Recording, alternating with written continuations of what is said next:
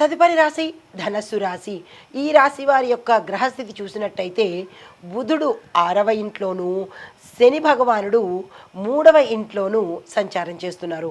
అయితే వీరి సంచార ఫలితాలు ఎలా ఉంటున్నాయంటే విద్యార్థులకు పోటీ పరీక్షల్లో సక్సెస్ సాధిస్తారు.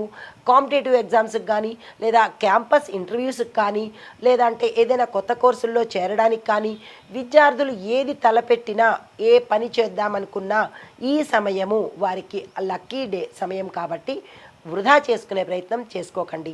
అయితే కోర్టు కేసుల్లో ఎవరైనా గతంలో ఇరుక్కుని ఉంటే అది మీ వైపు సానుకూలమైన తీర్పు వచ్చేందుకు అవకాశాలు కనబడుతున్నాయి. అయితే ఈ సమయంలో మేము కోర్టు కేసుల్లో వెయ్యాలి అని అనుకుంటున్నాము, లేదా కోర్టు పరంగా తేల్చుకుందామని అనుకుంటున్నాము అని అనుకున్న వాళ్లకు ఈ ఈ వారం రోజుల సమయంలో కనుక మీరు కోర్టులో ఫైల్ చేసుకున్నా కానీ విజయం మీ వైపు వచ్చేటట్టుగా అనుకూలమైన తేదీలు ఈ సమయము. దీన్ని కూడా మీరు ఉపయోగించుకునే ప్రయత్నం చేసుకోండి. గతంలో ఏమైనా లీగల్ ఇష్యూస్ ఉండి అవి ఎంతకీ తెగడం లేదు, మాకు రావడం లేదు అని అనుకున్న వాళ్లకు ఈ సమయంలో మీ పక్షాన తీర్పు వచ్చేందుకు అవకాశాలు ఉన్నాయి. అయితే ఇప్పుడు లీగల్ కేసుల్లో ఎవరైనా ఇరుక్కున్న వాళ్ళు దానికి సంబంధించిన ప్రయత్నాలు ఏదైనా చేద్దామని అనుకుంటే కనుక వాయిదా వేసుకోండి. కోర్టు పరంగా సానుకూలంగా ఉంది, కానీ లీగల్ పరంగా అయితే సానుకూలంగా లేని పరిస్థితి గోచరిస్తోంది. శని భగవానుడి యొక్క 3వ స్థానం వల్ల లీగల్ ఇష్యూస్లోకి ఈ వారం రోజులు వెళ్ళకండి. వెళ్ళవలసి వచ్చినా కానీ పోస్ట్ పోన్ చేసుకునే ప్రయత్నం చేసుకోండి. తర్వాత క్రమశిక్షణతో మీరు ఏ రంగంలో ఉన్నా కానీ క్రమశిక్షణతో ఉన్నట్టయితే కనుక దీని యొక్క ఫలితము మీరు ఉత్తరోత్తర తెలుసుకుంటారు. కాబట్టి ఒక సిస్టమేటిక్ వేలో ఉండే ప్రయత్నం చేసుకోండి. ఆరోగ్యపరంగా చూసినట్టయితే ఎటువంటి అనారోగ్య సూచనలు ఈ వారంలో కనిపించడం లేదు. అయినప్పటికీ జాగ్రత్తలు తీసుకునే ప్రయత్నం చేసుకోండి. చిన్న చిన్న ప్రయాణాలు చేస్తారు. క్షేత్ర దర్శనం కూడా కనబడుతోంది.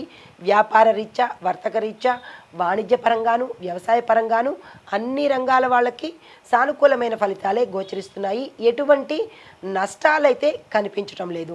అయితే సోదర సోదరీల మధ్య, లేదా అన్నదమ్ముల మధ్య, అక్క చెల్లెల మధ్య చిన్న చిన్న విభేదాలు వచ్చినప్పటికీ సానుకూలంగానే స్పందించడం వల్ల అవి అనుమానాలు తప్పిపోయే అవకాశం కనబడుతోంది. ఇక్కడ మీరు ఆ అనుమానాలని పెంచకుండా సార్ట్అవుట్ చేసుకునే ప్రయత్నం తప్పనిసరిగా చేయండి.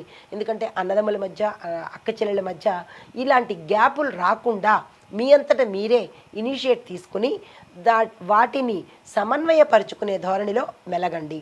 అయితే కుటుంబ పరంగా ఎవరైనా వివాహాల కోసం ప్రయత్నం చేస్తున్నా, లేదా సంతానం కోసం ప్రయత్నం చేస్తున్నా వారికి కూడా ఈ సమయము చాలా చక్కగా ఉండబోతోంది. దానికి సంబంధించిన ప్రణాళికలు వేసుకోండి. తర్వాత మీకు చెప్పదగిన పరిహారాలు ఈ సమయంలో ఆదివారం రోజు సూర్య ఆరాధన చేయండి. నవగ్రహ ఆలయంలో సూర్యుడికి ప్రత్యేకంగా పూజలు కానీ, దానం కానీ ఏదైనా చేసుకోవాలనుకుంటే తప్పనిసరిగా చేసుకోండి. మాకు నవగ్రహ ఆలయాలకి వెళ్ళడానికి కుదరదు, మేము చెయ్యలేము అని అనుకున్న వాళ్ళు సూర్యోదయ సమయంలో ఈరోజు ఆదివారం రోజున అర్ఘ్యం ఇవ్వండి. అర్ఘ్యం అనగా రాగి చెంబులో నీళ్లు వేసి, పసుపు కుంకుమ వేసి, తులసి మొక్కలో స్వామివారిని చూస్తూ మీ పేరు చెప్పుకొని మీకు ఏదైనా కష్టం ఉండుంటే ఆరోగ్యపరంగా కానీ, లేదా వ్యాపార పరంగా కానీ మీ యొక్క కష్టాన్ని స్వామివారికి నివేదన చేసుకుంటూ అర్ఘ్యాన్ని తులసి మొక్కలో వదలండి. దీంతోపాటు ఈరోజు మద్యాన్ని కానీ, మాంసాన్ని కానీ ముట్టితే కనుక విపరీతమైన పరిణామాలు చేసుకుంటారు. ఆహార నియమాలు జాగ్రత్తగా పాటించండి.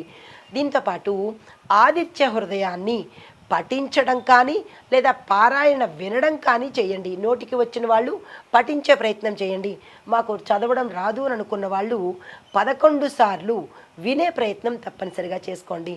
ఎర్రని వస్త్రాలను దానంగా ఈరోజు ఇవ్వండి. ఒకరికి కానీ, ఇద్దరికి కానీ, ఏదైనా సరే ఎంతమందికైనా మీ యథాశక్తి ఎర్రని వస్త్రాలను దానంగా ఇచ్చే ప్రయత్నం చేసినట్టయితే రవిగ్రహం యొక్క, అనగా సూర్యుడి యొక్క మీ యొక్క రాశిలో, మీ యొక్క జాతకంలో ఇబ్బందులు ఉంటే అవి తొలగిపోయే అవకాశము, సానుకూలంగా స్పందించే అవకాశం గోచరిస్తోంది. ఇది ఈ రాశిలో ఉండేవారికి చెప్పదగిన గోచార రీత్యా ఫలితాలు, పరిహారాలు, సూచనలు.